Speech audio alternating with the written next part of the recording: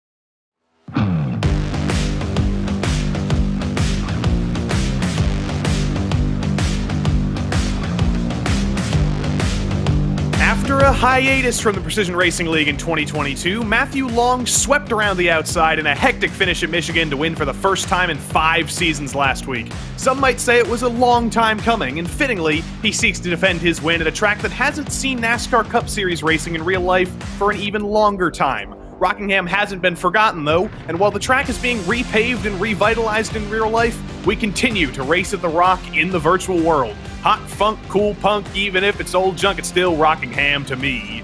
Welcome to round 3 of the PRL NASCAR Cup Series in 2023, live from the virtual Rockingham Speedway. Hi everybody, Joey Tebben here, alongside Terry Radford in the booth on Sunday night, with our producer Arjuna Kakapati behind the scenes.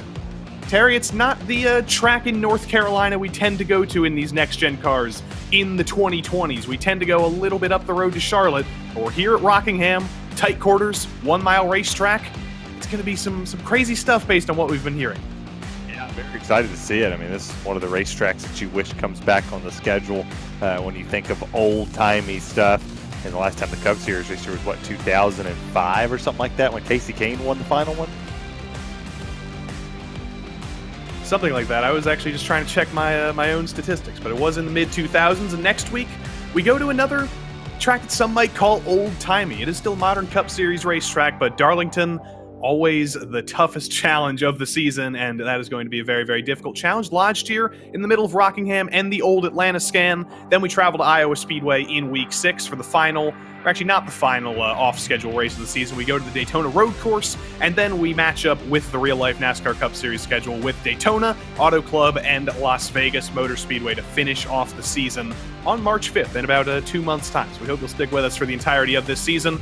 It's been 2 rounds so far at Kentucky and Michigan, and Matthew Long, last week's winner, does hold a measly 1-point advantage over Mr. Chris Hudson, who's been very, very consistent.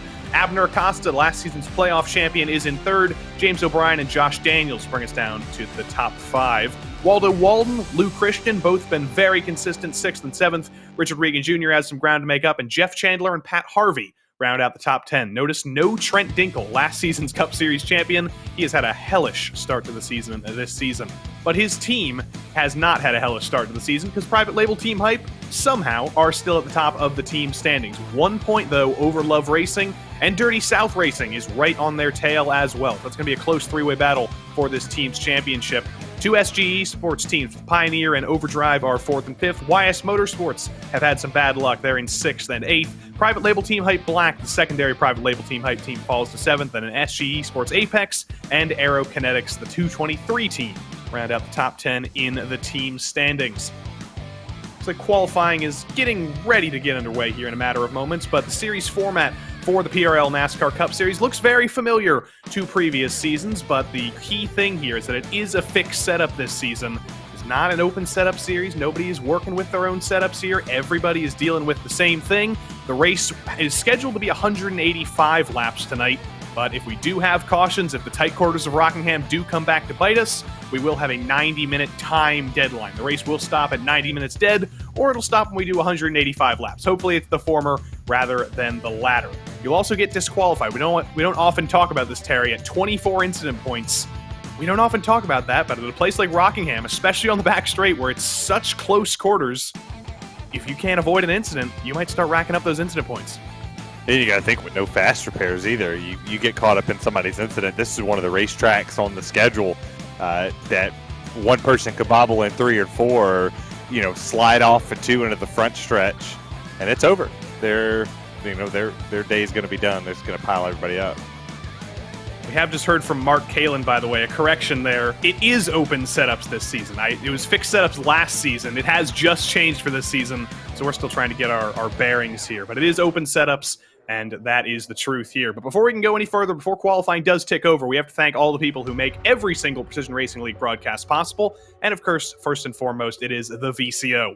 The virtual competition organization helps us out here at RaceSpotTV and helps make every single Precision Racing League broadcast possible this season and every season. This coverage is also brought to you by Advanced Sim Racing.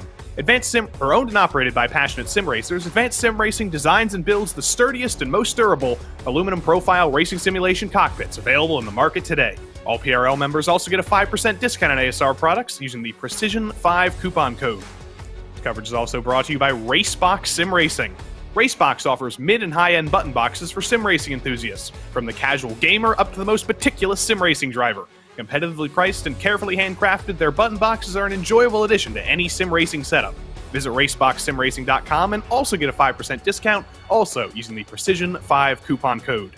Then from Racebox, we slide over to RaceLab. RaceLab apps helps you to improve your driving skills. With modern overlays, race statistics, and native VR integration, you can get the best out of iRacing. Start using it now for free at racelab.app. This coverage is also brought to you by The Butt Kicker. Butt Kicker products provide an incredible immersion and realism to every game. Feel every nuance and truly put yourself in the driver's seat with The Butt Kicker. And new for this season is our friends at Mecha Sim Hardware. Mecha Sim Hardware is a small company from the Czech Republic, and their goal is to produce high-quality sim racing hardware. If you're looking for a high-end pedal set, handbrake, or sequential shifter, visit Mecha Sim Hardware's eShop right now to get you up to speed and check them out. And last but not least, as always, it is NinjaTrader. Ready to compete against the financial markets? Of course you are. Supporting over 60,000 users across the globe, NinjaTrader provides award-winning trading software and brokerage services. NinjaTrader is always free to use for advanced charting, backtesting, and trade simulation. Visit NinjaTrader.com to get started with a risk-free trading simulator and start tracking your performance. And as always, that is just a perfect segue. It's like NinjaTrader intended for that to happen. We do begin to track our driver's performance here in qualifying, about 2 minutes down here. Fairly short lap around Rockingham, and Abner Acosta, no surprise there, out of the gate pretty quick. Yeah, and practice-wise, didn't really see him at the top of the board. I saw him nowhere near it. Matthew Long was actually the fastest in practice, so to see him back there in fourth is a bit of a surprise. But he's there, and as you talked about the backstretch, one taps that wall as soon as they come around. It's the 8 machine. It's Jay McDonald with the Roasted Gems scheme. Got a hat over here with the little Roasted Gems on it. Mr. McDonald crosses the line. Unfortunately for him, basically exactly the same lap time he did on lap 1, so that might bode well for him in race time, but no more speed for him in qualifying. Brett Pancari out on track. We haven't spent much time talking about this car this season, but I do want to bring your attention to the nose of that car, Terry. Can't see it anymore. We are distracted by the face of Princess Daisy, but that is a Peugeot next-gen car. And I know I'm not allowed to be biased towards Brett Pancari, but it's really hard not to be. I don't even know what that is. You don't know what a Peugeot is? No.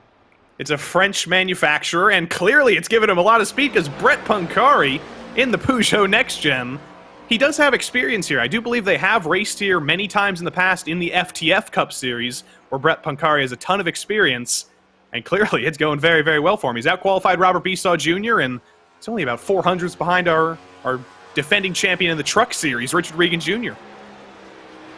Hey, take a look here what Pat Harvey's doing in the 67 machine, to the 11th place position on his second lap. a good little increase there from him. He came from like 15th or 16th and jumped up there. There's a couple people not qualifying here this afternoon.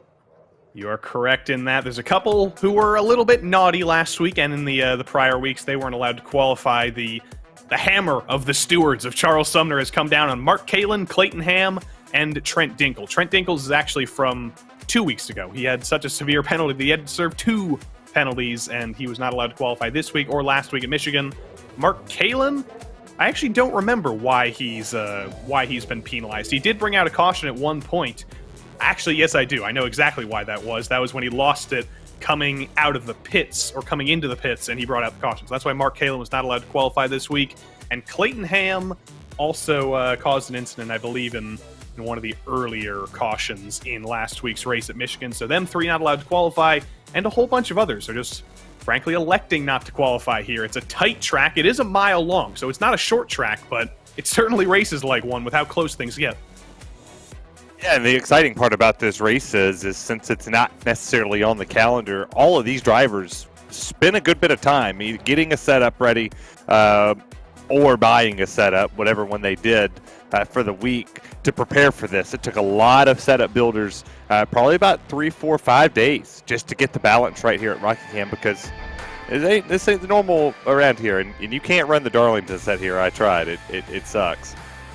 Matthew Long back in the PRL NASCAR Cup Series. Is it the start of a hot streak? Is it the start of a long streak? Well, it's looking pretty good right now. The Dirty South Racing driver on pole at Rockingham, ahead of Mr. Abner Acosta, the tire whisperer. James O'Brien starts P3 alongside Jeff Chandler. Richard Regan Jr. starts P5 alongside the Peugeot of Brett Punkari. Great qualifying from Brett there.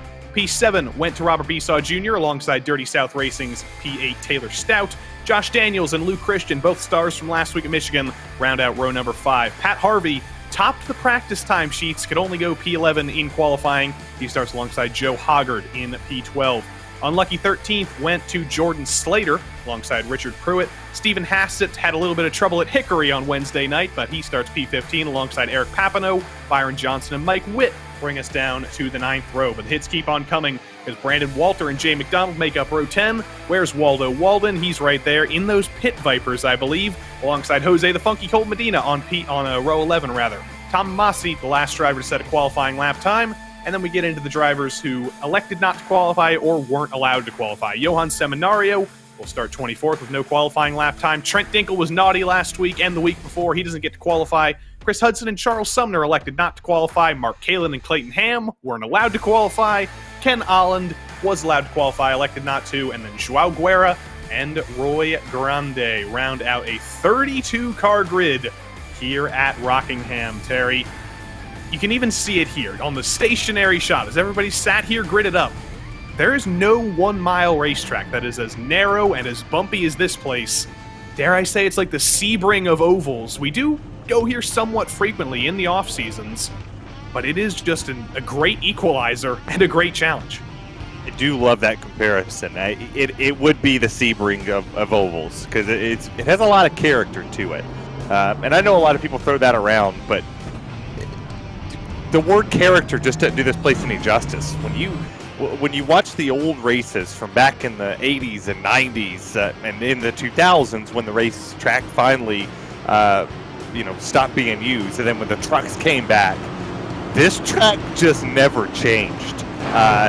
It stayed bumpy. It stayed gritty. It made Darlington look like an easy track in comparison. This place is just phenomenal. And if anybody's watching here tonight that maybe has any special interest, see what the PRL does at a racetrack like this, and they'll put on a hell of a show, and then think about maybe putting the cars back here. One day, tens of millions of dollars in funding, repaving, revitalizing this place, and a few other tracks in North Carolina, North Wilkesboro, and one other that I should probably remember at this point. But the iRacing Sedan Pace Car is ready to pull down pit road here at Rockingham, and we're already ready to rock. Matthew Long starts on pole, and we're green at the Rock.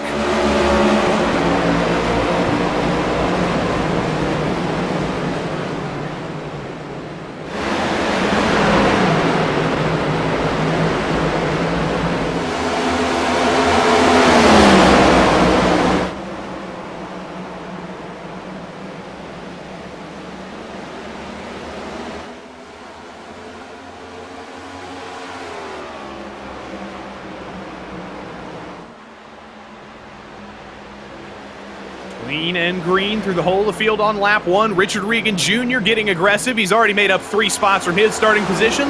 No surprises in the back. Joe Hoggard, the high line master, already made up 3 spots using a line that nobody else seems to want to use. He's up there with Brett Punkari getting aggressive early.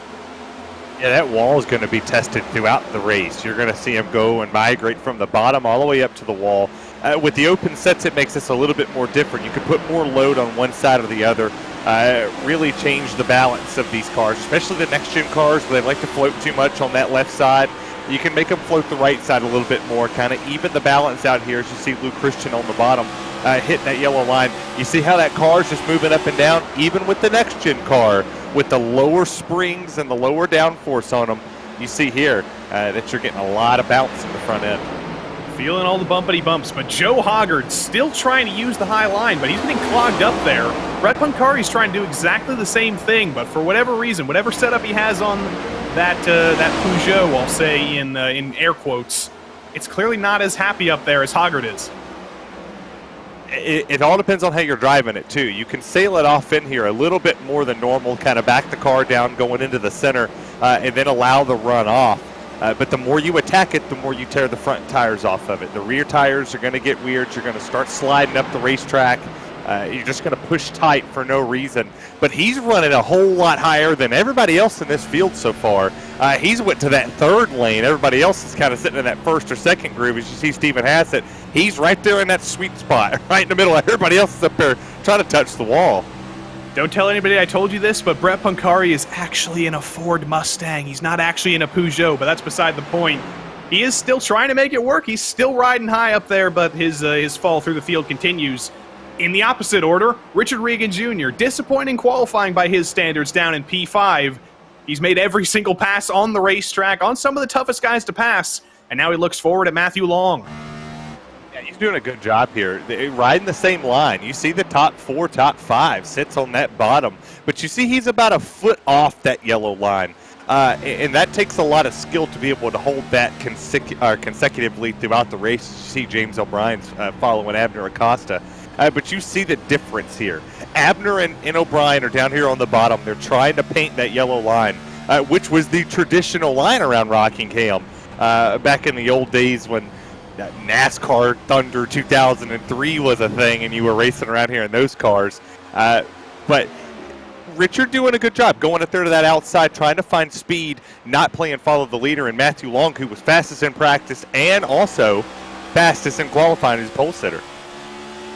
By the way, just an update on Chris Hudson, 2nd in the championship coming into this week, not racing tonight, unfortunately. Mike Witt as well, who was on the grid, is currently sat on pit lane 3 laps down and out of the race. So bad luck for those 2 drivers. A few others didn't actually take to the grid, but still 28 drivers running. And the last of those, as we look at the 2 private label team hype drivers, Abner Acosta and James O'Brien, kind of riding in line here. Their 3rd teammate, Trent Dinkle, started at the back of the field after being disallowed from qualifying. He hasn't made up a single spot since the start of this race. He's still 28th. This place likes people, and this place doesn't like people. This is one of the one of those racetracks that you've got to drive aggressively. But I think what he's doing is he's playing it smart. I kind of like what he's doing. If this is what he's doing, I'm sure he'll message me later. Ride around for a little bit, you know, and we see in our wonderful chat, you know, he's tired of getting wrecked. So, you know, sit back there, avoid the wrecks. It's going to happen. It's Rockingham. You're going to see some wrecks. It's going to take about 10 cars out, probably about 3 or 4 at a time, and then he'll just work his spots up. But, yeah, put him in a position. As you see here, you see Trent Dinkle. He's going in. Well, he's just now coming out of 2 on the back straightaway. They're coming out of 4. So he might want to make up some spots here in about 20, 30 laps because the leader might be on his back bumper before he knows it. That's the difficult thing when you elect to start at the back. When you say, you know what, I'm going to stay at the back here. I'm not going to race. I'm going to hope the cautions come out. It's more often than not that the cautions never actually come, and your strategy just gets completely screwed over, at least from my experience. But up front, Matthew Long still holding control here, extending a little bit over Richard Regan Jr. Still very, very early days here in this stint. You have to think the likes of Abner Acosta. We saw it on Wednesday night. And we saw it on Sunday night as well at Michigan. He loves to just hang back, save tires, save fuel. He's not a driver who's going to be throwing everything at it on the early stages of the run. But then again, neither is Richard Regan Jr., neither is Matthew Long. You find yourself in the ultimate challenge here of trying to save more than everybody else who's doing exactly the same thing. You're checking a little bit deeper in the field. Pat Harvey, who was struggling early on, falling back a little bit. He's moving back forward in the world. Jordan Slater and Brandon Walter side by side into turn one. He almost made contact right there. I watched that Jordan actually tried to pull the block down there on Brandon Walter, but it didn't work. You saw Brandon, he got all the way down there, and just look at there. Jordan's trying to make that run again, and was maybe felt a little slighted that he sent it in there as late as he did and tried to make that run possible when there wasn't a hole really available there. And he sent that in there, and he made it stick, but you don't want to make anybody mad here at Rockingham, because this is one of those tracks that you could just go up and tap somebody and go, oh, I just got in the corner too deep, but you did it intentionally. So YS Motorsports civil war behind this battle as Hassett and Seminario battle over 15th. Seminario got Hassett a little bit out of the groove coming into turn one. Didn't make contact with him, but got him a little bit nervous, made him run a little bit high. Wasn't able to make it work, though. He still tries to break up a little bit of a roadblock here and hopes that he can get his teammate out of the way. The tough part about this place is that you could be a roadblock really quick. You're going to start pushing tight here probably around 30 laps. Once we get a decent fuel run in, somebody's going to push too hard and push tight. And riding here behind somebody, this is. You remember we were talking a couple weeks ago in the Truck Series. You ride behind somebody for too long, you begin to get tighter and tighter as you go. Well, here we go. This is another prime example. You want to find a different line from somebody, as you see side by side right here between Harvey and Johnson. And this battle is going to continue on. You don't want to be behind somebody for too long. It pushes the nose way too much. And that was a good pass there, clean into one. Pat Harvey continues his move forward. Byron Johnson had the race of his life, or his PRL life at the very least, last week. Came so close to winning his first race, led so many laps in that battle with Lou Christian and Matthew Long. Definitely riding some momentum here, but he is falling back as Lou Christian, I think, is the first driver who's caught the wall, or he may just be having internet issues. That does seem like a Lou Christian kind of thing to do. We'll try and diagnose what happened to him. But up front, Abner Acosta has finally made his first move after falling about a second behind Matthew Long. He's made the move on Richard Regan Jr., and now the tire wizard can set his sights forward again. Lou Christian's back, by the way. Good stuff. Let's look at this foot cam here. This is an excellent shot here from Richard Regan Jr. You see just the way he's saving. He's backing it down just a little bit clutch. And a little bit of clutch action going on there. It looks like maybe he has his pedals all together. Man, that's a hot setup there from the Fanatec side of the world. I think those are reversed, by the way, so we got to do some mental math here. So his clutch is all the way over there. So he's on the gas here. He gets on the gas really hard, and then look at him. He's rolling it, brake a little bit, just a little bit, and then back in it. Yeah, he flipped it upside down on us. Upside down and inside out and all that crazy stuff. Robert Besaw Jr. is flipping out right now. He's getting swallowed up by the red car contingent and Lou Christian as well. Lou Christian back in the physical world. He's out of the astral plane after having a little bit of an internet scare there. He's going to try to get to the inside of Robert Besaw Jr. Besaw's not going to open the door, though. Lou Christian looks a little bit high, looks a little bit low, tries to ride the bumps. He's definitely faster. Robert Besaw Jr. is making that a very, very wide car as we ride on board with Lou Christian now. Besaw does back out of it. He's not interested in fighting side by side. And we do see the fifth member of the PRL NASCAR Cup Series broadcast team. It's the world's shortest staircase in Lou Christian's house. It's always good to see that on Sunday nights. What's that, one step? That ain't even a staircase. It's one stair. So why does it have its own railing right there? That's just even like a waste of wood and a rail. I don't know, but it's the fifth member of our broadcast team, so I can't diss it too hard. Well, and he's gone again. Yeah. That's fair.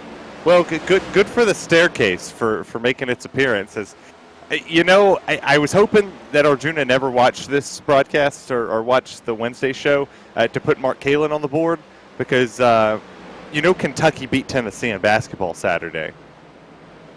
I think I had a faint observation of that happening, but we do have Mark Kalin, as usual, on camera, I guess finally representing the team that is victorious.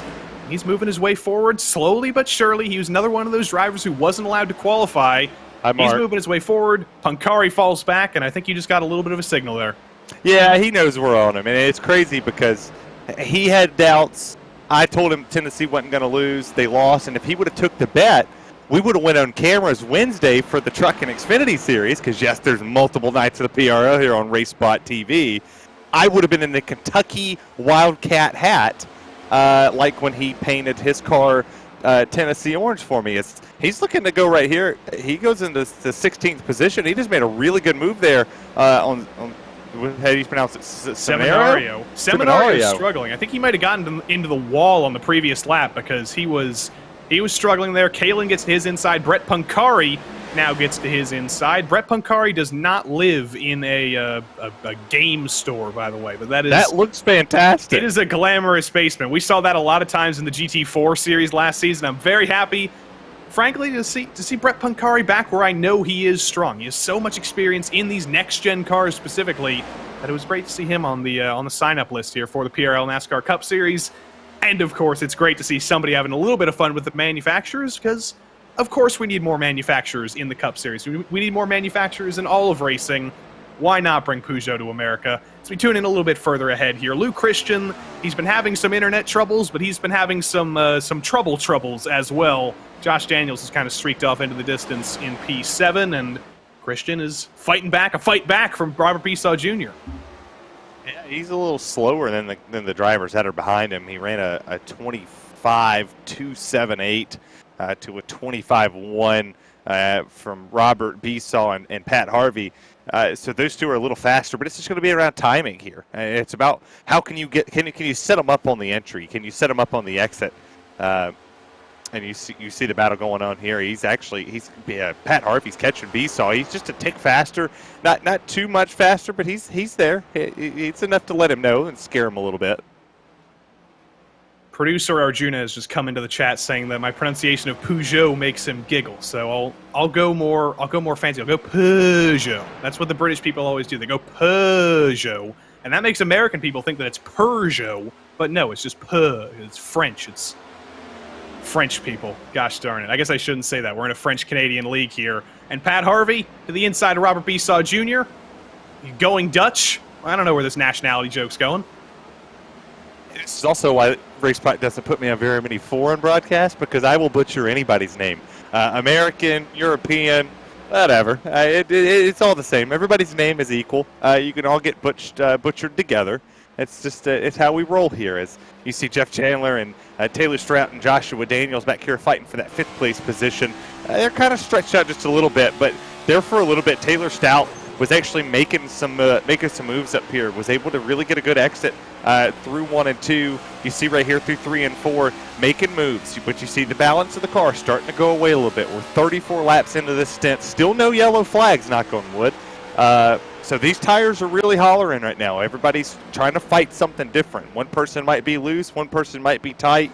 There's a lot happening in this little bit of time here. Got the marching ants down in the bottom. Look for your favorite driver, the 28 of Matthew Long, going through 1 and 2 right now. And there is lap traffic. Charles Sumner is the first driver on the scene. Probably the best driver you want to run into is lap traffic, but as I say that, Sumner gets a little bit tight off of 2, unintentionally holds up Matthew Long, but lap traffic is already proving to be a very, very scary thing for Matthew Long. Yeah, and I never, ever thought that Abner Acosta would be getting beat at his own game, but I'm looking at the lap times around here, and without the lap traffic, I'm going to give Matthew Long a pass on the 25.555 there, because he did have lap traffic there before he crossed the start-finish line. But Abner Acosta's getting beat on the long run, and that's crazy because you see the timing here. He's losing like a tenth. He's losing just a little bit here or there. That time he was actually faster. He put a 25.2. So, like I said, I will give that lap car that spot. But he's dropped off. But it's been very consistent lap times. I mean, take a look at it up here on the board. From lap 16 all the way down to now, it's there. And you see the time with Abner Acosta. They're running fairly decent times compared to the rest of this field. Is that time when Abner crossed, he's going to put, it's going to be literally 1 1,000th of a second separated Matthew Long and Abner Acosta. It was a 25.392 to a 3.93. It was Stephen Hassett, who they both had to displace there, by the way. Also, bad news for fans of Lou Christian. I think his internet troubles may have finally come back to bite him officially, because he has been disconnected from the session. He is 8 laps down. Bad luck for him. The world's shortest staircase, potentially the world's shortest internet connection as well, because it was worrying us for all 40 of those laps, and eventually it had enough. It couldn't stand it anymore. The staircase had left the building. We'll say that one. I note back here in our little stuff as you look at Punkari. Yeah, I'll go with that. Richard Pruitt and Brandon Walter. It looks a little bit like a pace lap right now as they're side by side, but Pruitt's taking care of Brandon Walter. Waldo Walden to the inside of Walter. Punkari now gets back in line. That's not going to be a tongue twister at all. Walden Walter, Walden Walter, Walden Walter. I'll let you do that. These drivers are doing a great job. I mean, 40 laps in, I automatically assumed Rockingham, next-gen cars, you would see a slightly below average race when it comes to racing here. I mean, if you watch some of the officials that's come through here last week, it was different. It was very different. But the PRL does what the PRL always does. They put great shows on. You've seen side-by-side racing so far, especially 41 laps in with no caution, drivers minding their P's and Q's. You've seen lap traffic get in the leader's way, getting loose off the exit of the corner, one push tight. It has just been a marvelous race so far. 42 laps in, and you're still seeing drivers that are right on top of each other. And if we're not careful here before pit stops do, commence over this field, we're getting close to lapping people. We're 10 seconds away from going all the way up to 10th being lapped. I did see a huge cloud of smoke through 1 and 2. Did not know who it was, but the Panopticon always finds that it was Johan Seminario. Good save. Very good save, so no caution, but I have a feeling that's not going to be the last we see of a couple of moments through 1 and 2. Yeah, that things are hollering like a sheep in a field. There's no there might way. Be a second incident here as Richard Regan Jr. comes by to lap Seminario and his teammate Stephen Hassett. Dicey stuff for one of our leaders. Yeah, welcome to the Rock.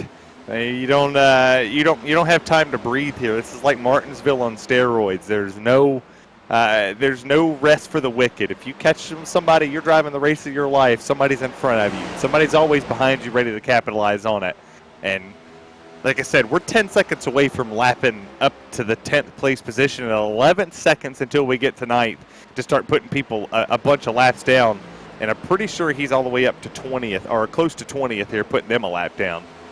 James O'Brien trying to take advantage of that little checkup for Richard Regan Jr. James O'Brien is running a very, very interesting line here. Everybody else has kind of migrated down to the bottom, but O'Brien is still absolutely ripping the high line here. He's been on a hot streak so far this season, one of the only drivers to finish in the top 5 in both races so far. Last week at Michigan, he kind of told us, I didn't deserve to be in the top 5. The setup wasn't that good. Clearly, he's found something here because he is ripping the top like nobody else. He's putting down very good lap times. I mean, he's matching everybody around him. A couple laps before, he was actually faster than Richard Regan Jr. last time by. He was a little bit faster than the time before that. This time by, he was still faster. He was 4 100ths faster that time. There's something to say here. There's something to say that he's having a good show and he's doing a good job. And yeah, you pointed out Trent Dinkle is actually 5 laps down. Yeah, we've got our intrepid reporter, Mr. Nicholas Hunter, on the scene trying to figure out what happened to Trent Dinkle, but doesn't look too good. His strategy of staying at the back, he's even further into the back now. But moving forward, Josh Daniels doing Josh Daniels things. We haven't mentioned his name once in the first 48 miles of this race. But as we haven't mentioned him, he's been moving in silence like lasagna, real G's or whatever. He's to the back of Jeff Chandler now for the quietest top 6 in the world. The only JD I recognize in this world is Jack Daniels. Sorry, Joshua Daniels. Your name's going to be Jack from here on out. At 77 is doing a good job. I mean, you see the 31 of Jeff Chandler goes all the way up to the wall. Watch the caution is out. 49 laps, and it is finally here. Slater. Jordan Slater on the back straight, on the apron, but clearly there is more to the picture than this. The Aerokinetics driver, the number 92, is finally the driver who brings out the first caution here, and all that long-run strategy goes out the window for a moment. Here is Slater. Looked like he clipped the apron. He was doing a decent job of saving it, but couldn't quite save it enough. And that was our leader, Matthew Long, who just went through there, barely avoiding Jordan Slater. Abner Acosta barely missed that as well. That could have been catastrophic for the whole of the top two. You never get a moment's rest here, as you see. Oh, what a miss! Oh, hello. That was our leader. Yeah, I was kind of hoping we had an actual shot of him, like in his rig, because I'd imagine to see the look on his face when you look up and go, hey, there's a card there. But this is right on time to pit, so I would have imagined they would have went to probably about lap 60-ish before they came down and tried to split this race somewhat in half, and then kind of banked on cautions towards the end of this race. Very strange pit road here, almost Iowa-esque in that it's curved. So Matthew Long, he'll be in the best position here. He gets to go all the way to the end of the lane. He'll have a straight shot out here. But everybody else in a very interesting spot here. The whole field does bring it down pit road. Matthew Long, no surprise, going to take 4 tires, as is everybody. Now we just wait. Can Matthew Long beat Abner Acosta off pit road? Yes, he can. Acosta second, Richard Regan Jr. third, O'Brien fourth, Josh Daniels up into the top 5 on pit road.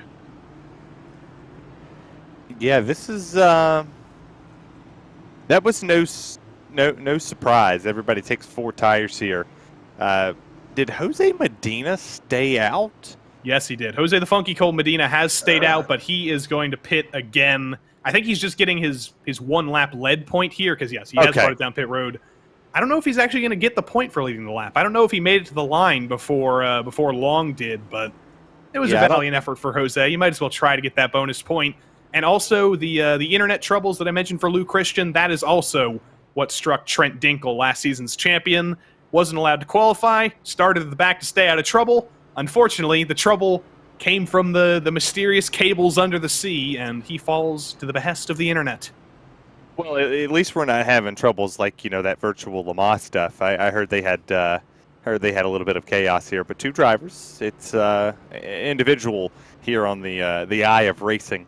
It's not a server issue where people don't know what they're doing, but this has been a really good race. 50 laps in before we saw the first caution. That was a bit surprising. I feel like the intensity is going to pick up if we get one around lap 150. You'll see that last 30 laps will kind of drag out a little bit.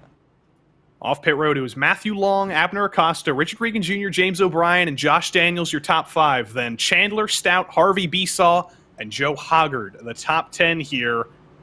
Joe Hoggard, as a driver I do want to shout out here. Last season, and the season before, frankly, he was kind of the master of the short run, the master of the high line, swallowing everything up early. But later on in the runs, he would always fall off. That's always the catch. This season, he's kind of found a new gear here. Same with him and Lou Christian. They have been so good on the long runs, and they've really found something with these open setups as well. And right behind them, before we do restart here, Mark Kalin. Remember, he was another driver who was disallowed from qualifying. He's driven from 28th to being the last driver outside of the top 10 in P11. So the Mark Kalin drive forward could very well continue here, and maybe this will be the turning point for Mark Kalin in 2023. Hopefully it's not the Mark Kalin season that it was last year once again. But we are ready to restart here at Rockingham for the second time. It looks quite a bit like it did on the initial start about 53 laps ago. But Richard Regan Jr. starts on the second row. Matthew Long and Abner Acosta lead us to green once more. The iRacing sedan pace car pulls onto pit road. Matthew Long takes control of the field. And in a matter of moments, we'll be green again at Rockingham.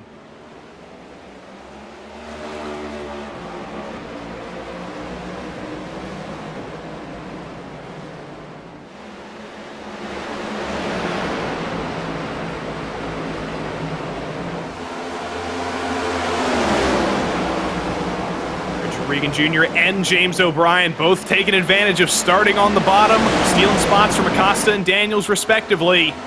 Richard Regan Jr., we know, though, not as strong over the course of the long runs as the rest of these guys. He's doing the work he needs to do right now and trying to hold up this train as Taylor Stout almost gets into the back of Josh Daniels for 5th. At this moment, it's going to have to fight for position. You know that on the long run, a lot of drivers are starting to have a little bit more issues than normal. So we'll see people trying to push a little harder. That outside lane was really working for James O'Brien. It was really working for Joshua Daniels. Be curious to see how many drivers jump up there to that outside and try to make some headway early, or are we just going to see everybody pinch to the bottom? As you say that, I think I just saw Byron Jones. No, it's Robert Besaw Jr. who smacks the wall off of turn 2. No caution. He's still pointing straight. The wall on the inside did a great job of straightening him out. But Robert Besaw Jr. got a little bit too high. Yeah, everybody's trying to fight for positions, and at that moment you just have to say, okay, how hard do I push? You look at the replay here up at the top of the screen. He gets up the track, just gets into the throttle way too hard, comes off the corner, and he was smart. He didn't stay in the wall, just popped it right back down, got out of harm's way, didn't want to ruin anybody else's race. That's just getting on the throttle, coming off the exit of the corner. It just, he just goes into the inside wall too, trying to keep it off everybody else.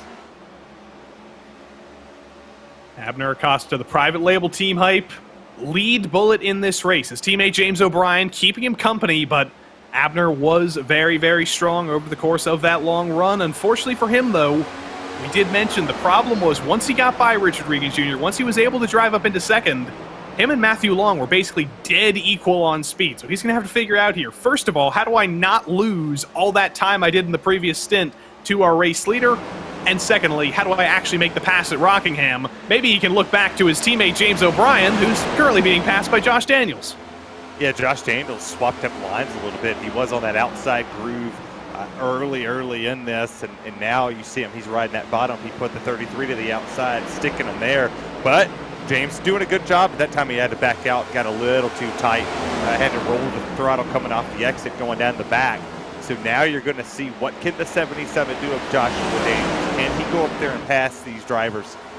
He's not. It doesn't look lap time wise. He's pushing harder than anybody else, because you look at what Matthew Long and Richard Regan Jr. did. They just put ones on the board lap before this one.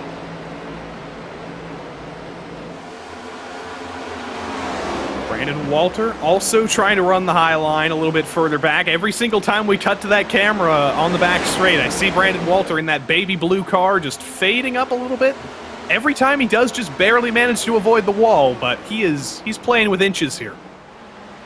I mean, that's kind of what you got to do to make spots up here. You have to drive it on the ragged edge. Something that I need to learn in that F4 series. Drive that thing to the very last mile per hour around that place. But look at Mark Halen there on the outside too, trying to fight for that top 10 position. And that 99 hunting him down. And that's the highest we've seen out of anybody. You see him, he's going to roll in the corner, and he's going to kind of wash up just a tad bit, get about 5-6 feet away from the wall, and then drop it back down, and then get right up on the wall.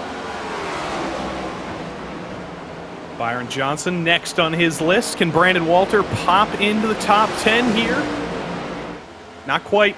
Through 3 and 4, he's riding the top. He's doing just like James O'Brien was doing on the previous stint. He's just not able to do anything with it, because when he gets the runs, he's just not able to go anywhere with it. He's getting runs at the worst possible places. When he's using the outside, he isn't actually seemingly making up any ground. He's making up all his ground on the exits, and it's too late at that point. Yeah, that's a big issue.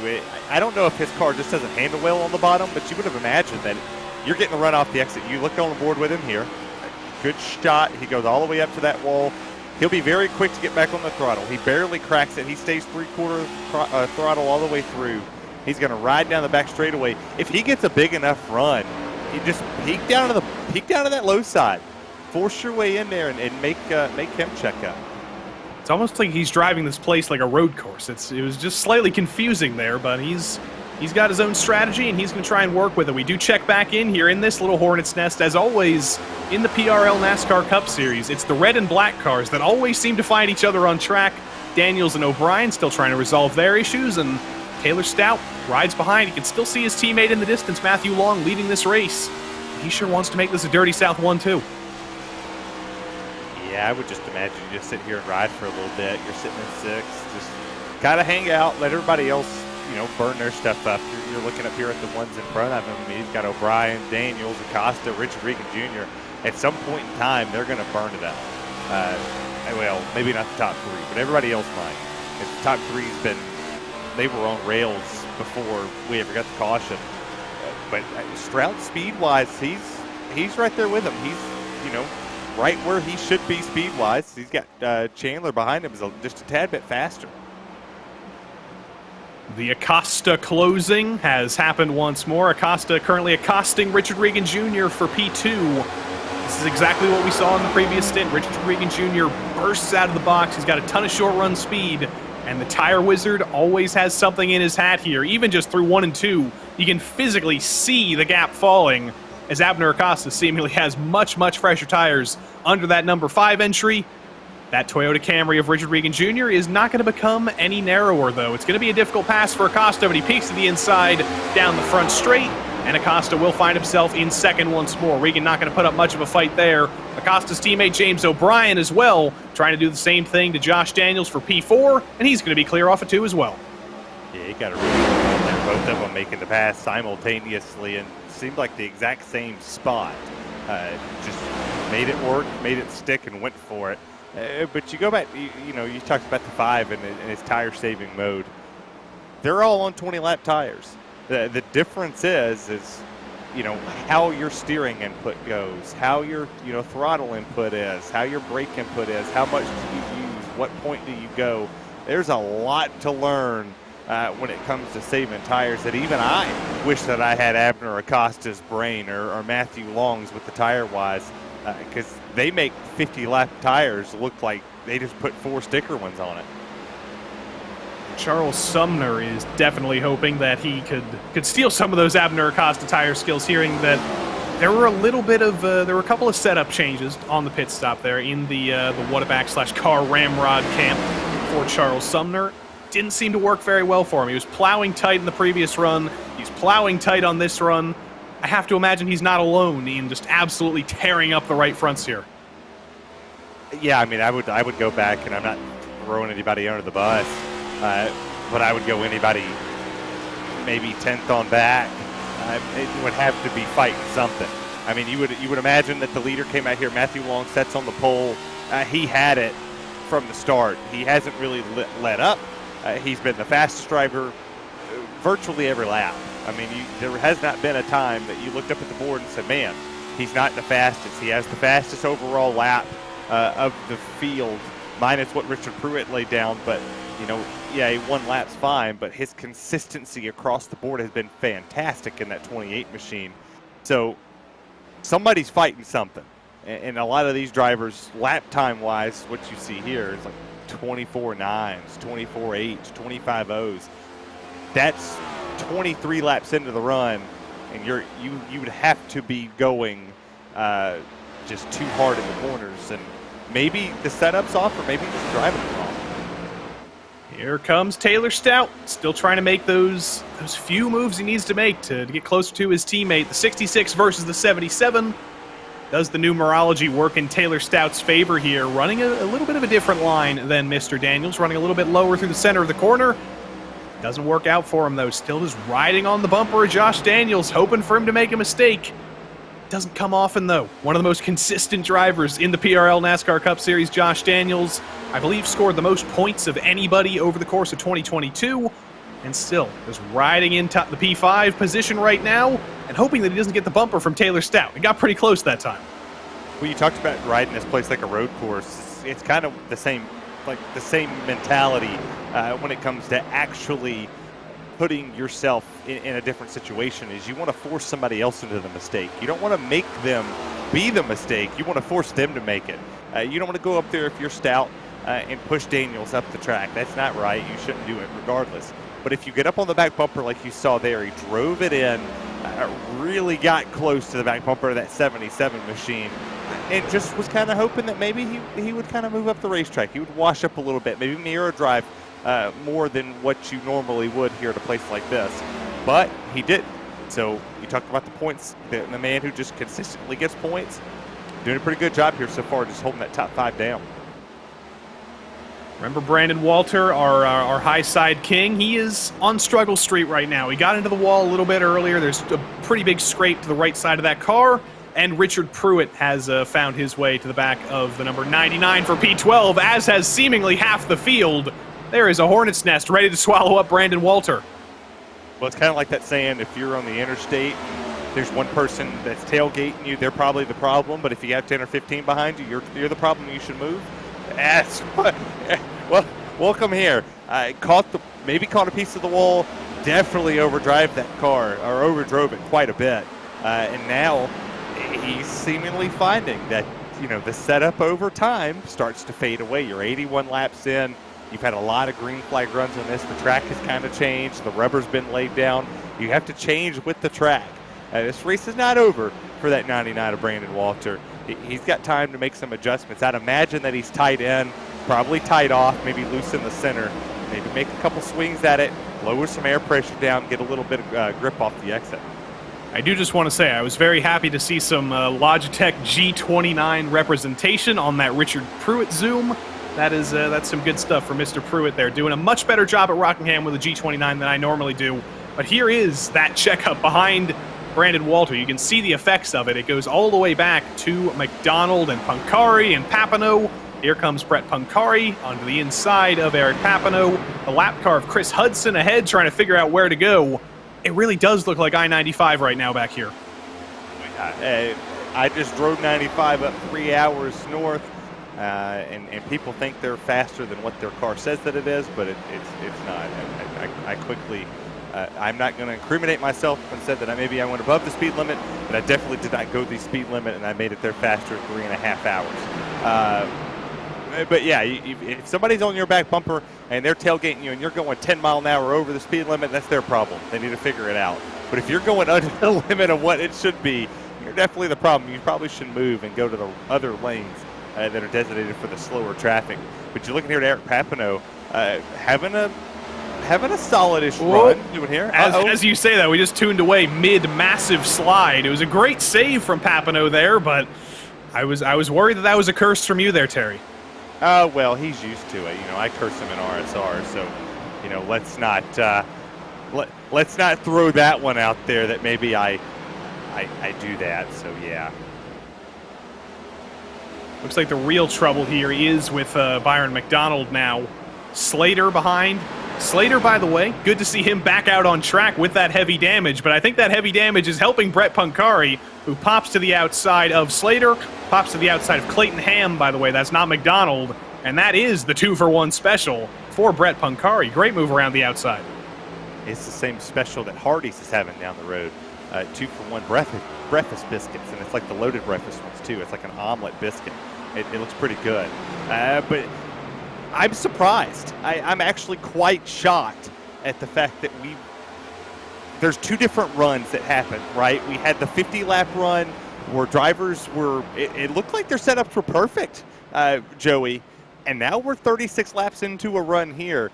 Drivers are starting to struggle quite a bit, and I know maybe we might not have caught a couple of them. We've seen drivers up front having slides. We've seen drivers mid-pack have slides. We've seen them push up the racetrack quite a bit. So maybe the racetrack has changed for the worse, and these drivers just have to find a way to dial it back. And then we also seen where potentially Matt Long made a bit of a swing on his because, well, he's drove out to 1.7 seconds. And it was a whole lot tighter on that first 50-lap run than it is here on this 38-lap stint. Josh Daniels finally fell to the Taylor Stout barricade there, so he currently looks back at Jeff Chandler and worries about losing this top 6 spot entirely. But Taylor Stout still has a fight in his hands. That's just with a lap car of Tom Amassi, though, who will get out of the way.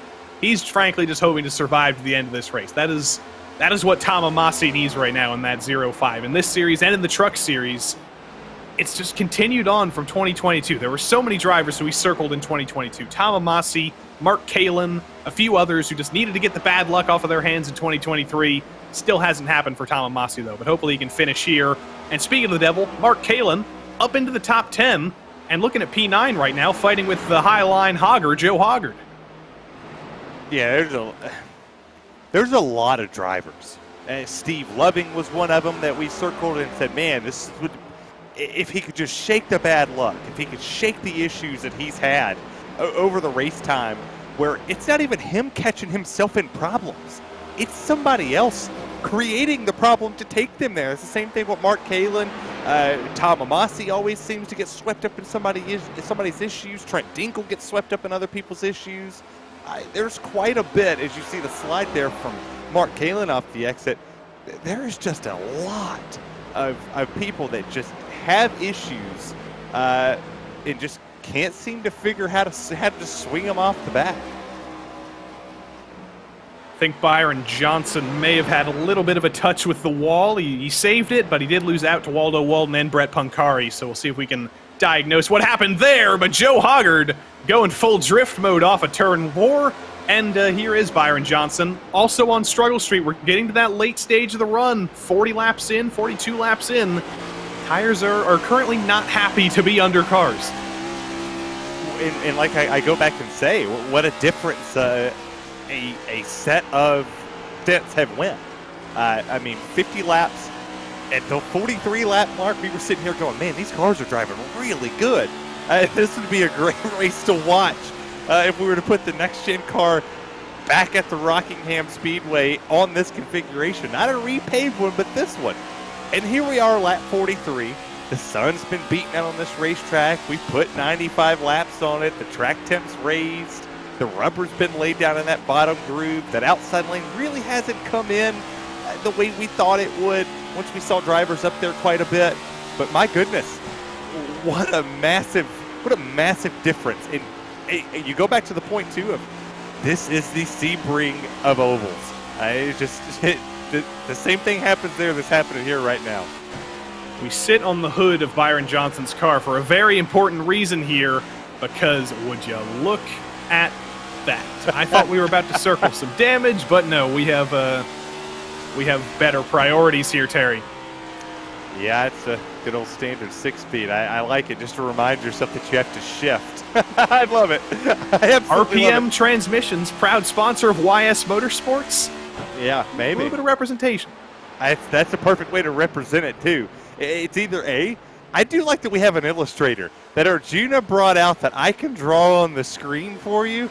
Kind of like the old, I don't know if you watch football, but the John Madden days where you just, draw stuff on there. I wish I had that power. I'd be drawing like wish crazy. I could. I'd be drawing like I want the crazy pen so bad. Draw some stick people up there for us. I mean, that is all I can draw. That's the limit of my artistic experience. Richard Pruitt, the art of the outside move. It doesn't seem like it's going to be too tough of a job on Byron Johnson. He is struggling, and there goes Mr. Pruitt, G29 style around the outside. Yeah. Yeah, I mean, I got my Logitech stuff.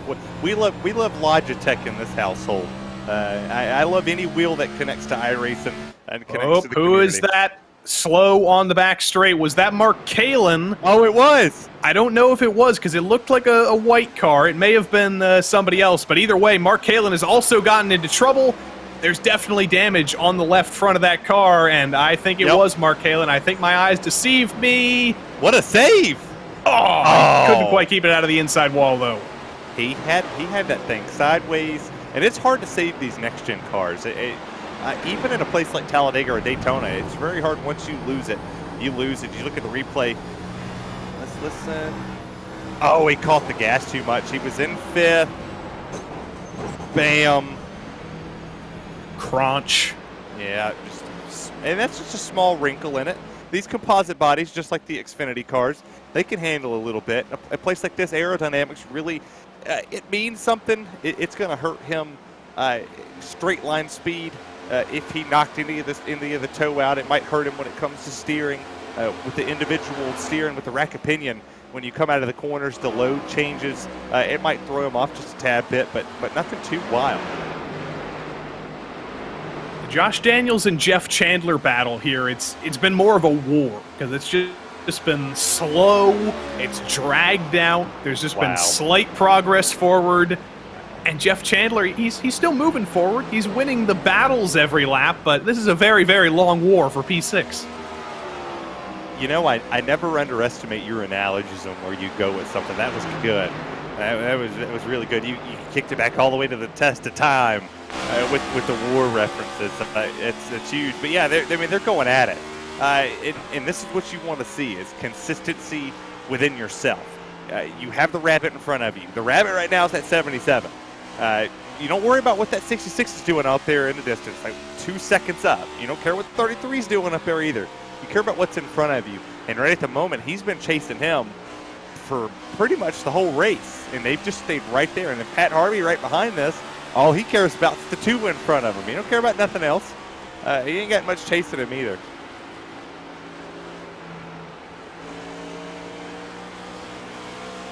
It's like a Jaws cam right now with Jeff Chandler just slowly bringing it down. Still 3/10 now, was 4/10 about a lap ago, so maybe things are closing down a little bit faster than Josh Daniels would like here. Through the middle of the corner, I'd say Daniels is better on entry, better on exit through 3 and 4 as well, and then he loses it all through 1 and 2. So it's just the ultimate frustration once more for Jeff Chandler. Faster on one end of the track, slower on the other end of the track.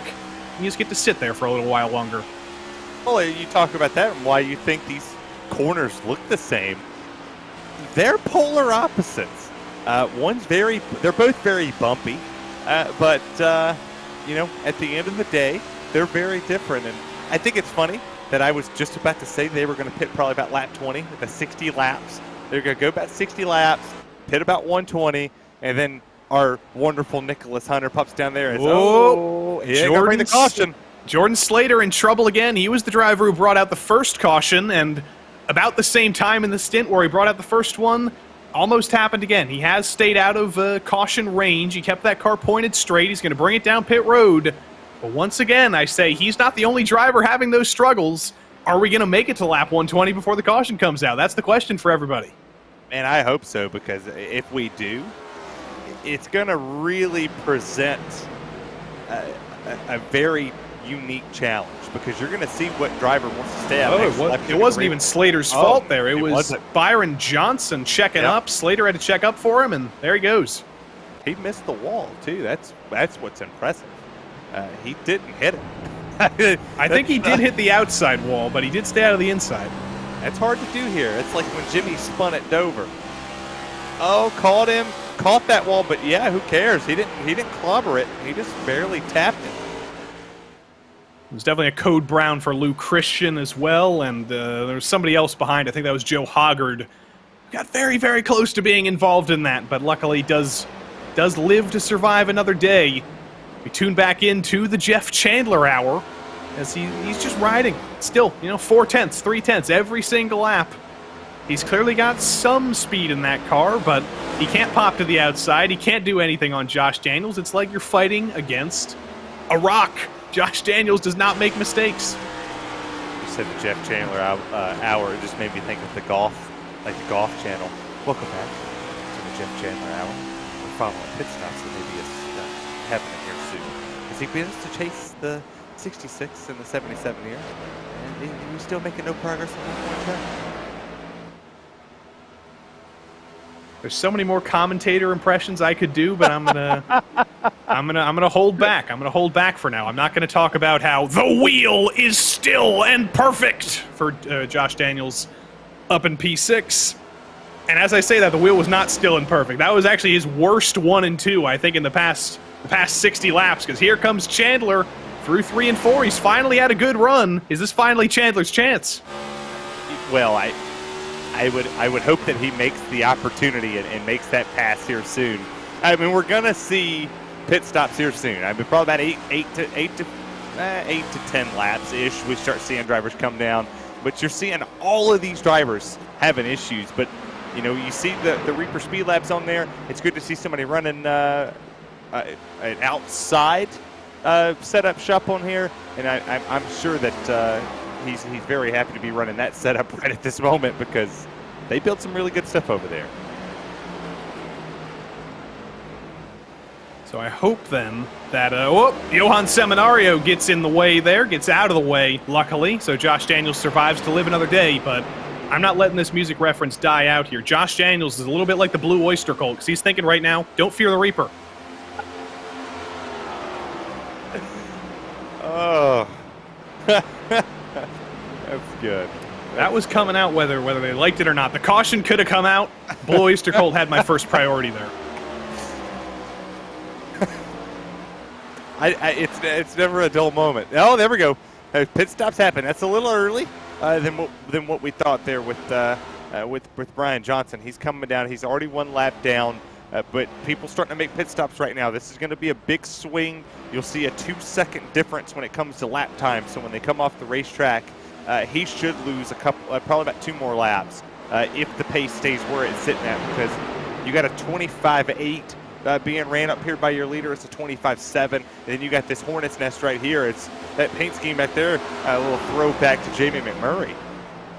Yeah, Ken Olland going one more lap down on Richard Pruitt, James O'Brien, Taylor Stout. In that little checkup, O'Brien opens up the bottom for Taylor Stout. Is this his chance to peek to the inside? Not quite, because there is another chicane coming up forward. Tamamasi blocks off Richard Regan Jr. on the top. O'Brien flies through. Stout takes advantage as well. And Richard Regan Jr. just getting checked up by Tamamasi. He falls from 3rd to 5th. That's a driver. That's the worst. I mean, that's absolutely the worst. When somebody peeks to the inside and you have nothing to do but stare at the car in front of you. And the last thing on your mind is, oh my gosh, am I going to hit that car? Or how do I block? How do I defend this position? And then you just go, you know what? What would I rather do? Would I rather continuously drive and live to fight another day, or do I just sit up here and just block like crazy and potentially wreck all of us? And Richard's smart. He pulled down. He did what he had to do, and now he's waiting for pit stop to happen. He'll come down. He'll recycle, but this long run has not been a friend to him, as he is almost 0.2 off the pace.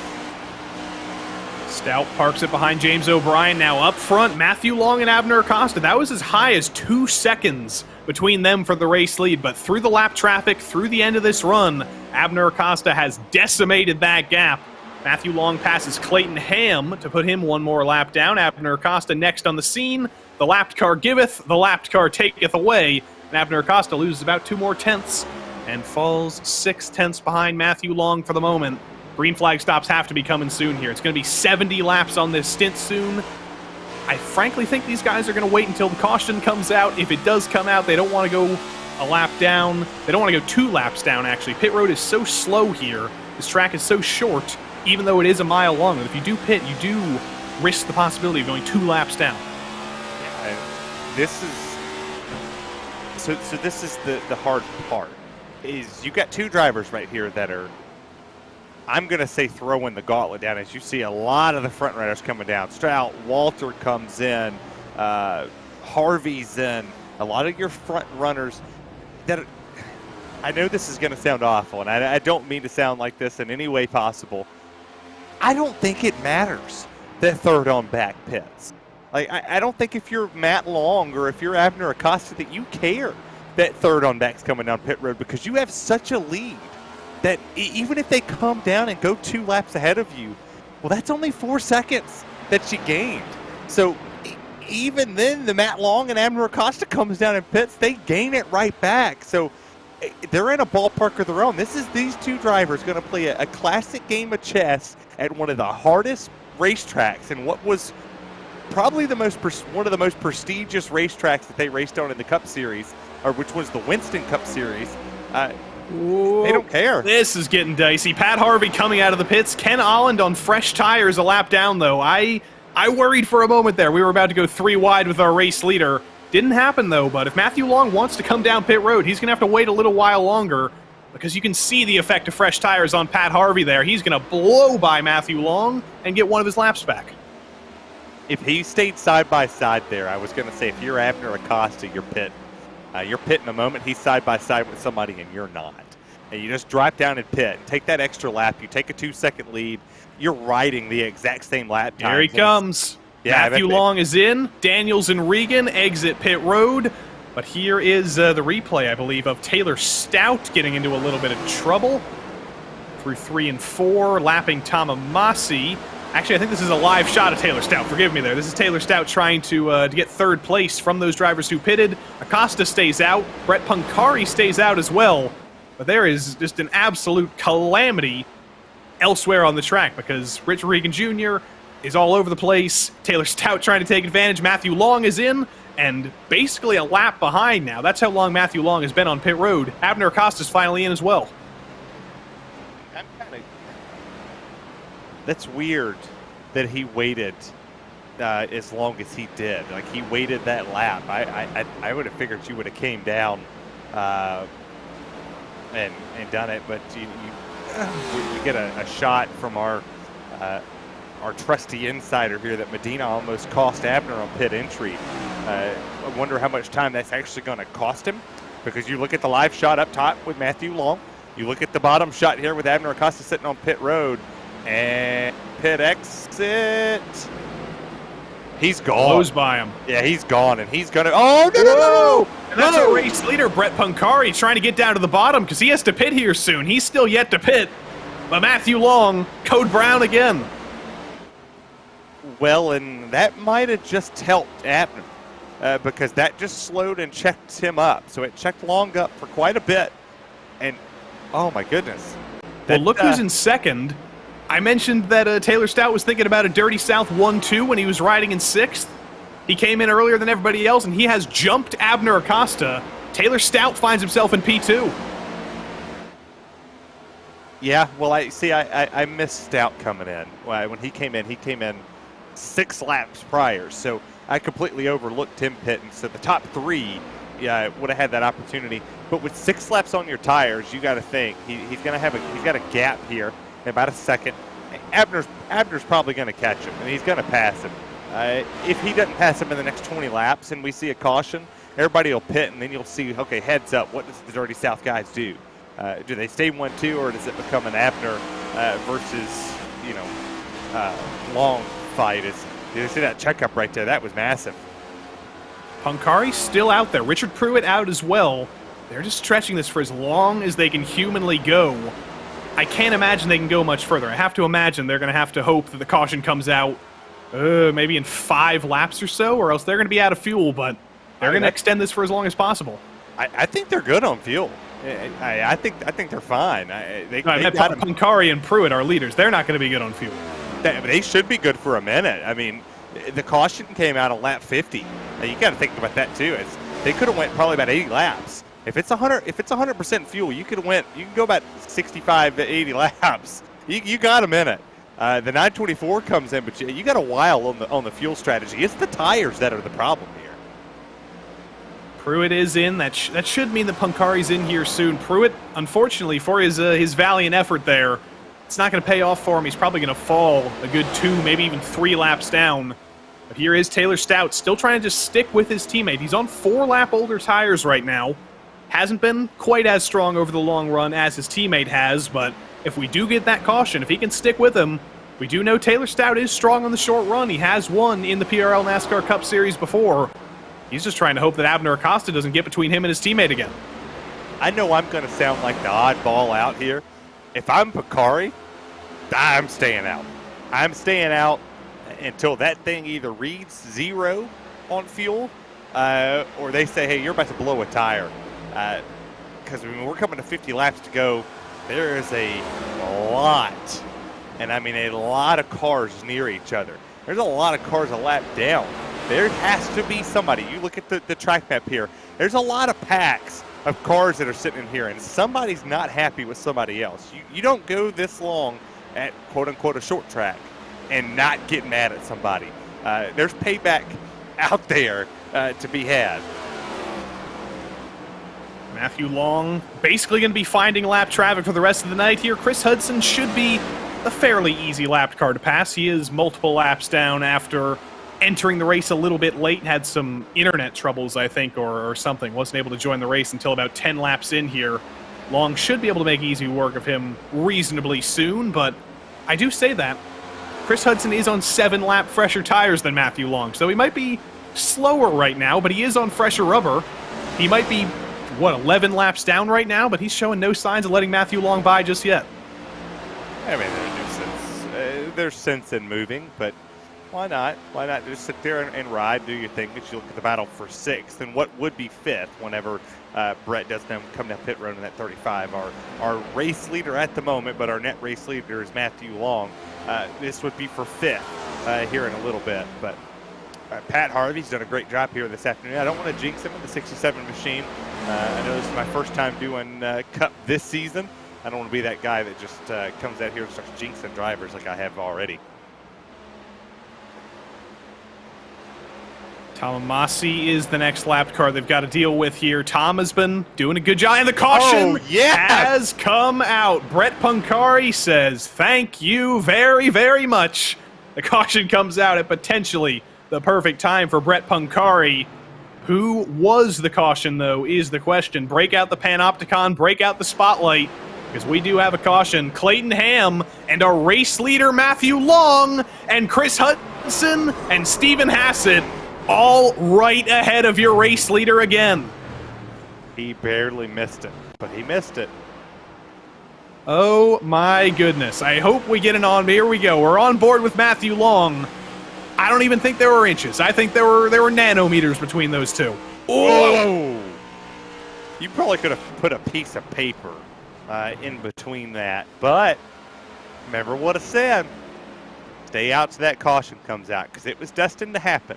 So here we go. If you're Brett, if you're Pancari at this moment, you have to be thinking everybody possible and going, what did I need in this car? Like, what was my issue? Was I tight on entry? Was I loose on exit?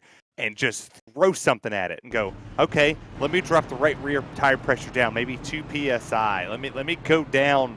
I click on this. Let me try to play with this car a little bit to get up here and make this work. And sure enough, Brett Pancari wins the race off pit road. Taylor Stout tried to beat his teammate off pit road, couldn't quite do it. Matthew Long gonna be second off, but Taylor Stout third, Acosta, then O'Brien, Chandler, or Regan rather, Harvey. But Eric Papineau, another driver who's always up for the alternate strategy, he's gonna elect to stay out here. I don't know if he's actually gonna bring it down pit road, because he's only on 25 lap old tires. He is going to bring it onto the apron, though, so that does tell me that Mr. Eric Papineau will not be restarting on 25 lap old tires. He's going to bring it down pit road, and Brett Pancari will restart from the lead of this race. I was just about to say to Eric Papineau, please come down pit road, because that would be a massive issue if he started on 25 lap old tires. But he's smart. He'll go back there, take 1 lap tires, and come back out here and go. But what a strategy call from the 35. That's what you needed. Right on the money, because I'm sure he was losing his mind. You don't see the emotion on his face, but deep down he's smiling. I'm just trying to figure out what sport those jerseys are. Is that like the Major League Soccer or something? Rugby? That is not a sport that I recognize back there. It does look like a rugby. One of them looks like a rugby jersey. The other one does look like soccer. I mean, McCarville? I'm looking up McCarville, and I can't find anything. No. Where's he from? That's a good question. I don't even know. Canadian, potentially? It's a mystery. We'll have to ask Brett Pancari here. Maybe in a victory interview. Maybe that's what we'll get to talk to him about. But yeah, the strategy has worked out absolutely perfectly for now, though, for Brett Pancari. But now, he has the lead. A Peugeot is leading a PRL NASCAR Cup Series race for the first time. But now he actually has to get down to business and get to the reality of the situation here, which is that he has Matthew Long, who has led basically every single lap of this race, right to his outside. He has Taylor Stout, his teammate, right behind him. He has Abner Acosta as well. James O'Brien is also behind him, and Richard Regan Jr. is also behind him. The full bore of the PRL NASCAR Cup Series is suddenly right behind Brett Pancari. It's the ultimate pressure here on the restart, but we are ready to go once more. For the third time tonight, the iRacing Sedan Pace Car prepares to pull down pit road for a 45-lap stint to the end of this race. Brett Pancari in the 35 takes control of the field. Is it going to be an early start from him? Is it going to be a late start to check up the rest of the field? It's uncharted territory in the PRL for Brett Pancari, but he leads us back to green at Rockingham. Great start so far, and we'll see if he can hold it. We really haven't seen him. The last time we saw him in a pack, he was dropping on the outside. So now we'll see what he can do from the race lead. Acosta on the outside breaks up the dirty Southfest. He's up to third, and Matthew Long to the inside of Brett Pancari already. Matthew Long takes the lead of the race. Abner Acosta right to his bumper. He's going to drive by Pancari as well. Stout's going to swallow up Pancari. Regan to his inside. It's all falling apart for the 35, but up front, Abner Acosta knows that this is a short run. He knows he needs to make the moves when they count, and he's all over the back of Matthew Long. Yeah, you can't wait to see the tires here because, I mean, 43 laps, you were getting beat consecutively from the 28 of Long. Now you have to go up here and make the hole yourself. You have to go down and peek to that inside. You have to peek to that outside. You have to make your spot count. You can't let anybody else determine what you do here. You can't let Stout or Regan get around you here in this little very short spot to the finish. Caution is out again. Jeff Chandler and Byron Johnson, rather. Jesus, I knew I was going to do that one time tonight. But Jeff Chandler in trouble on the back straight. I do believe he did come together with Byron Johnson, and the caution is back out once more. Let's see what happened between the two here. Byron Johnson in the 18. Sends it in. Oh, and it gets worse. Just send it. Just send it. That's what you're supposed to do. It wouldn't have been a caution otherwise, but he just couldn't quite save it. There is Johnson getting to the left rear of Jeff Chandler there. Chandler tries to get back on the gas, and bonk. And Brandon Walter gets a bite of it as well. I feel like I've called this race to a T, that if we saw a caution with 50 laps to go, we would see multiple cautions and we would drag this 50 laps out. I think it's like I have a crystal ball. I think Brett Pancari's probably ruining himself right now. He's probably thinking, why can't I have just had that little bit better of a restart? If I could have held Matthew Long behind me for 2 or 3 laps, I could have still been in the lead right now. But Pancari fell to 8th over the course of that short run, and everybody at kind of the tail end of the lead lap has decided, let's bring it down pit road again. Didn't have a very long stint, but might as well. Byron Johnson and Jeff Chandler, of course, they're down. But McDonald, Kalen, Ham, and Olland all in the lead lap, electing to bring it down pit road to get some even fresher tires. Yeah, 7 laps. Not too crazy. I mean, you look at some of the drivers that did come down, though. I mean, Mark Kalen came down. He's got damage. Jay McDonald's got damage. Pruitt has a little bit.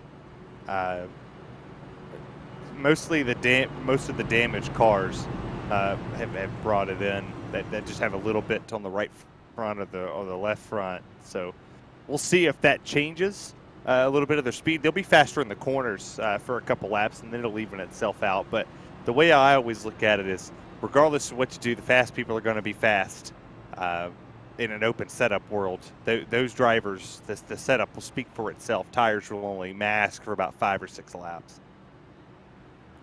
Did just get confirmation from intrepid whistleblower Nicholas Hunter, by the way, that it is Canada. Brett Pancari is from Canada. I knew that. Oh, and he comes from the city of Sault Ste. Marie, which I believe was the first place that one Wayne Gretzky ever played.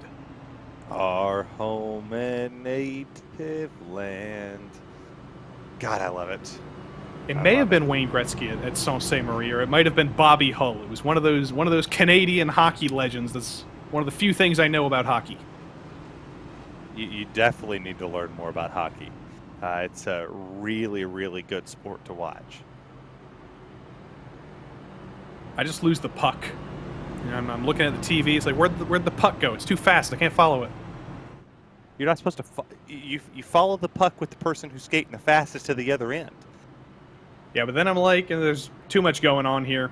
It's too much ice. It's too slippery. I can't skate. I'm gonna watch iRacing instead. And now you're just making excuses on why you don't want to watch hockey. That's true. That just sounds like a bunch of excuses. Why would you watch hockey when you could watch the PRL NASCAR Cup Series live on Sunday nights?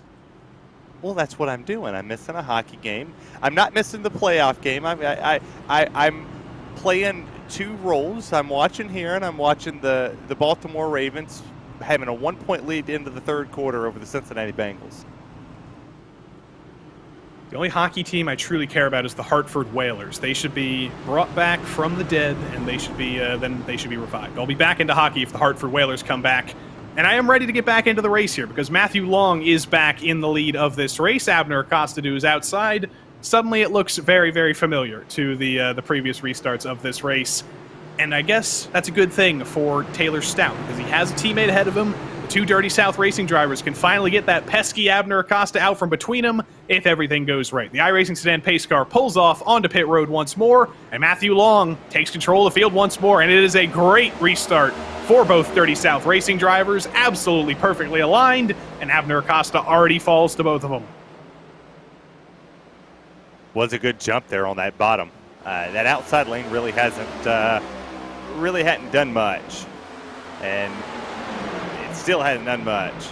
We'll see. Maybe that's what will cost him the race. Like if you think about it right here, if we get a restart with, I don't know, 15 laps to go, does that outside lane change for anybody? Josh Daniels trying to run the outside lane. You also saw Brett Pancari in the background trying to make it work. Mark Kalin peeks to the outside. But suddenly it is teammate v teammate up front. Taylor Stout, does he get aggressive early on here? There's still 36 laps left to go in this race, but if the door opens to the inside of his teammate, he probably has to go for it. The chances haven't come often to pass Matthew Long. Yeah, I mean, we haven't seen a whole... We haven't seen anybody pass Matthew Long really all race long. I mean, he's set on the pole. He has not moved. He has not felt really what it was like to race in traffic other than pit stops. It's just, he's had the perfect setup for this entire race. I would love to know, hopefully if he does end up talking to us, if he had to make any adjustments to that car. Slowly driving forward. That's the Matthew Long way of doing things here. Last lap, just a little bit faster than his teammate, 60 thousandths of a second, but that gap tends to expand and expand and expand off of 2. Again, Matthew Long is just so comfortable here. He didn't really sell himself that much last week, if I remember correctly, when we talked to him after Michigan, after his win. He was like, it's a wild card of a track. That's generally the expectation of the whole field here, but he has taken very, very kindly to it. And the two drivers who have taken very, very kindly to this Cup Series last season, Richard Riga Jr. and Abner Acosta, they're going to fight over third. Yeah, and Richard Riga Jr. couldn't make that pass happen on the 5 of Abner Acosta.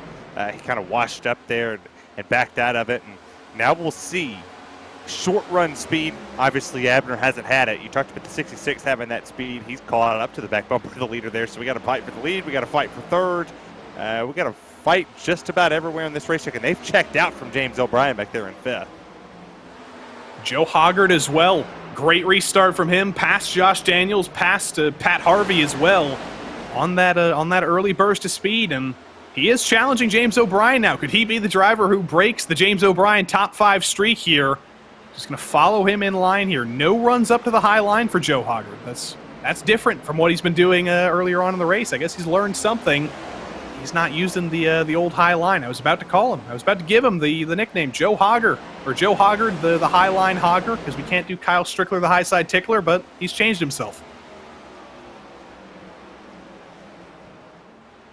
Currently having a bit of a discussion or a dispute about people shooting fireworks off on a random Sunday. Stop it. It's ignorant.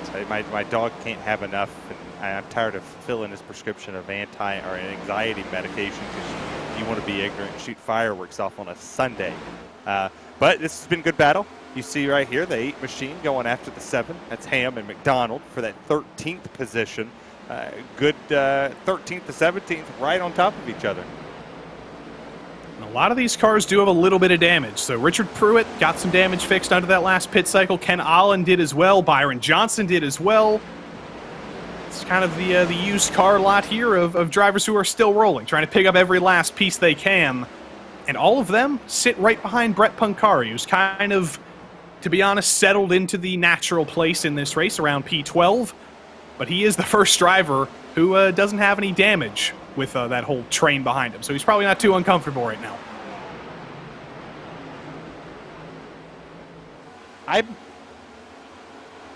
I was curious on what the 35 and what would happen to him. We didn't see him up front often. He qualified a little bit near there. but dropped back really quick. Just was struggling with the balance of the car, was struggling with getting the throttle mashed down, just did not have the overall balance of that car together. And then he starts up front, and it's like, okay, you got your caution. Now, stay here. Just stay up front. And he's just fell back. He stayed stationary here in 12th, about to make a run up here on Eric Papineau, who's had a great run so far. He's up there to 11th, doing a wonderful job sitting up here on the outskirts of the top 10. Just got passed by Walden. But if we can keep this race green, I think we're going to be fine to the end, and we might see this pass here. Here he comes, Brett Pancari on Eric Papineau. Eric Papineau is on slightly fresher rubber than some of these other guys. Remember, he went off strategy by one singular lap. I don't think it's going to be helping him too much, but it is doing something for him. As we check back in up front, Taylor Stout starting to struggle a little bit. We're seeing the same thing we saw on those other long runs. Matthew Long, easily the best of the field. Abner Acosta still a strong second, getting ready to swallow up second place. Lap time-wise, fastest car on the racetrack that last time by was Abner Acosta. Not by much over Matthew Long, but I don't necessarily. Oh, Stout almost caught the wall there off the 4. Oh, we're having some John Cena issues. Oh, he's back. More like some Trent Dinkle issues, I think, is more relevant to the current era. I wasn't going to say that. The current time. But Abner Acosta, internet issues or not, he knows who he's fighting against. Great exit from him off of 2. It's going to be another great exit from him off of 4. Abner Acosta to the inside of Taylor Stout. He finds himself in second again. Well, the fastest lap time I've ever seen was a 1 second flat. That's pretty good. Stout. That was pretty good. Stout put a 1 second flat up on the board, and then it quickly dissipated. He's back to a 24.6. So he went from rocket ship around this racetrack to, okay, I'm here. That's 1 mile per second. So what is that, right. 360 miles per hour? Man, it's not my strong suit. I mean, my strong suit's telling people in my neighborhood to stop shooting fireworks off on a random Sunday at 8 o'clock at night. That's where I draw the line. That would be 3,600 miles per hour, by the way, if my math is correct. But also, a driver who might as well be going 3,600 miles per hour right now, Mark Kalin. We've forgotten about him a little bit. He got in the wall, kind of rode him off, thought this was going to be a write-off of a day, but the damage isn't actually too bad for him, and he's actually on the freshest tires of anybody in the top 10 right now. He came down under the last caution. He's on 20-lap-old rubber right now. Everybody else is on 27-lap-old rubber, and Mark Kalin's driven his way back into the top 6. A little bit of damage never hurt nobody. Sitting up here on that outside lane, starting to make passes. I mean, he got past Hoggard, he got past Daniels, Harvey, came back up from that 12th place position, made a really good rebound so far. Pace-wise, we got 18 laps to go. We're doing good on time. This was a phenomenal race across the board. I think if everybody, oh no, who is that caught the wall right there? Was that? That was Hoggard. That was for Hoggard. P7. He's under pressure from Josh Daniels. Runs a little bit up the road, and Josh Daniels peeks to the inside here. Are we seeing the reversal of fortunes again? The long run speed versus the short run speed. Daniels does have to check out of that, though. Isn't able to make the move just yet, as Pat Harvey goes for the high line this time. Well, when you see these two battling like they are with nose to tail, you saw the 77 push that 64 just a little bit into the corner, trying to get him up out of that groove. This time the 64 does go to that wall, trying to get the outside momentum here. And you got to think back in the day in the Gen 5 car, or Gen 4, Gen 5 car, the outside lane was where you went. You didn't run the bottom of that. He's in the wall. They don't hit that wall. This ain't the Chili Bowl, son. Far too high from Joe Hoggard there. He's recovered. It didn't get into the wall too hard, but there was definitely a little bit of stick-to there. He's chastained that wall. He tried. Didn't work for him, but he tried. Yeah, I mean, he lost 2 spots, and he lost a lot of time. You look up here, just caught it, rode it, and then exit, bam. Let's ride it a little bit more, but he stayed in it. Never lifted, never feathered from it, just hung that sucker in the wall. Brett Pancari to the inside of Waldo Walden, back in the top 10. Comes Brett Pancari. Joe Hoggard's next on his list. A little bit of smoke through 3 and 4, I think potentially from Pat Harvey. He's got a little bit of a drift on. Richard Regan Jr. has gotten by Taylor Stout for 3rd. He's got quite the gap up to Abner Acosta for P2. I don't know if he's going to have the speed to bring that down, but we will have lap traffic coming into consideration here in a couple of laps' time. Jose Medina still about 20 seconds behind the leaders. It's going to be a couple of laps, but Matthew Long is definitely not going to have a completely clean track at the end of this race. Well, and that plays into one person's hands. And we're looking at him, that 5 machine.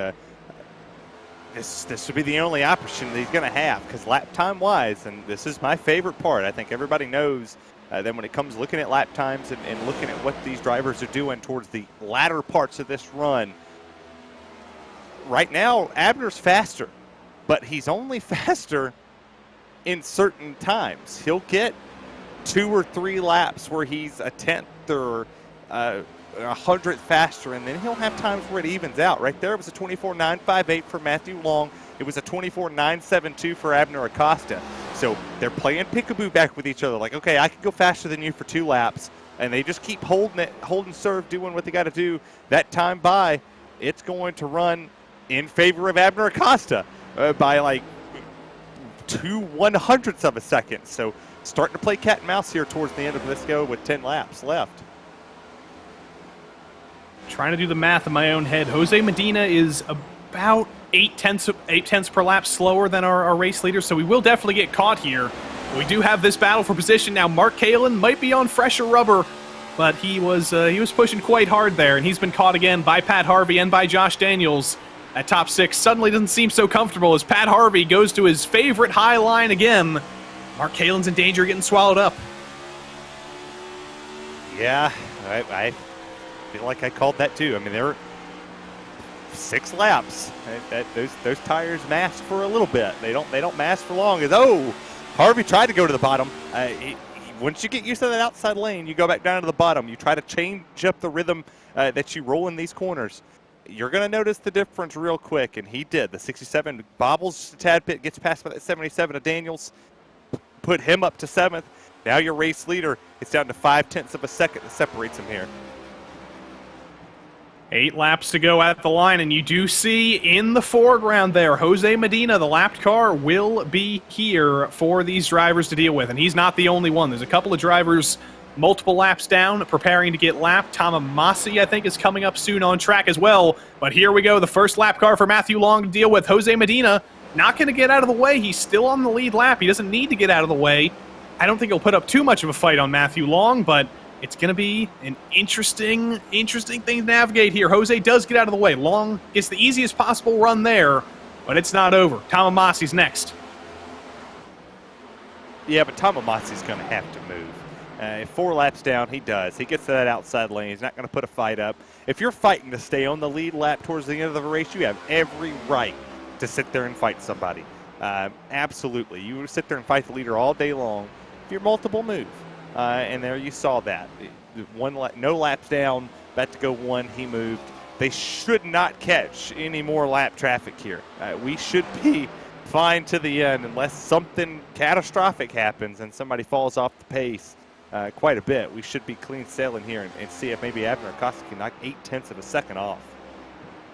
And if a caution happens to come out, I don't think we'll actually have time to restart. So I think it'll be either we finish under green or we finish under caution. So hopefully there is no caution. Mark Kalin and Josh Daniels have found each other again for P6. As Pat Harvey's fallen off, Mark Kalin almost gets into the wall. And that's going to make things quite easy there for Josh Daniels. Pat Harvey peeks to the inside as well. He'll be clear of Mark Kalin. And here comes Brett Pancari trying to make his way back into the top 8.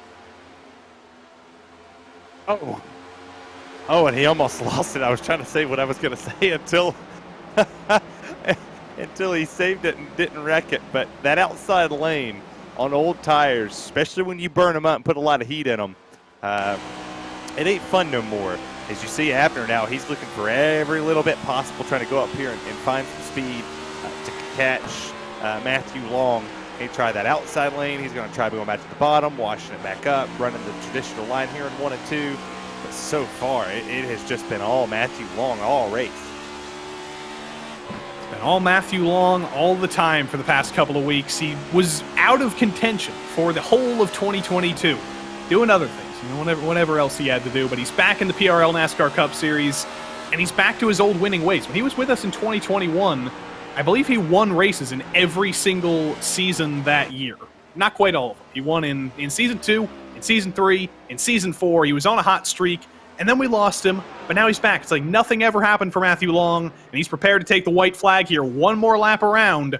He's about to go 2 for 2. Yeah, he has done this in just absolute dominating fashion, and everybody's got to step up. Somebody's got to come harder next week. There is a new championship leader in town. Matthew Long, rounds 3 and 4. And for the second week in a row, from Michigan to Rockingham, Matthew Long rocks them all. Matthew Long wins at Rockingham. Abner Acosta had nothing for him. Comes home in second, but we're about to get a photo finish for P8 here. Kalen and Walden and Brett Punkari. Waldo Walden wins out there. Mark Kalen comes home in P10. Brett Punkari ends up in the top 10 for the first time this season. And we just rode off a couple of next-gen cars, but it's after the flag, so it's okay. All right. And for Punkari, good rebound. Fell to the back on that strategy of staying out. Fell back there outside the back at 12-13. It's a top 10 finish here.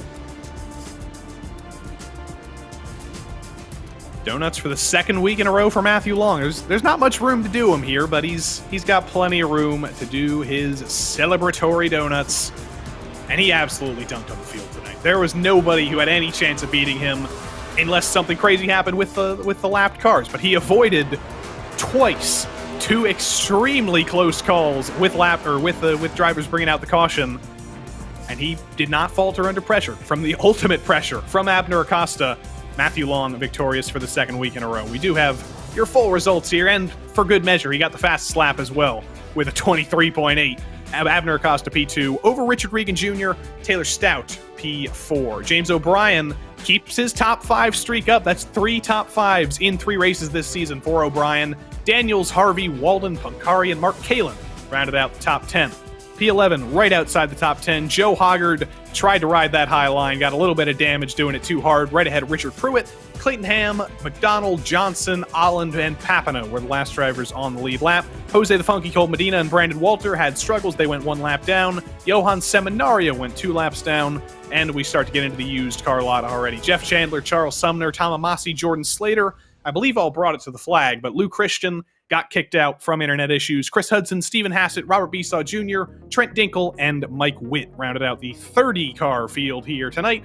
Joao Guerra and Roy Grande did not get to the grid, so they will not be credited with this race. But we do have, I believe, our race winner, Matthew Long, to talk to here in a matter of moments. But Terry, how are you going to top this race if you're Matthew Long? And Matthew Long is here with us. Matthew Long, I'm going to ask you the same question I just asked Terry. You win at Michigan, you win at Rockingham, 2 completely diametrically opposite tracks. How is anybody going to beat you for the rest of the season? Oh, I don't know, man. It's every week's a new week for us. Abner was really quick there too, so it was a good race. It didn't come easy, that's for sure. So how much preparation did you do coming into this week? Because it's a track we go often in the off seasons, but it's not a track we race at in real life. The setups are often strange. How did you approach this compared to a normal week?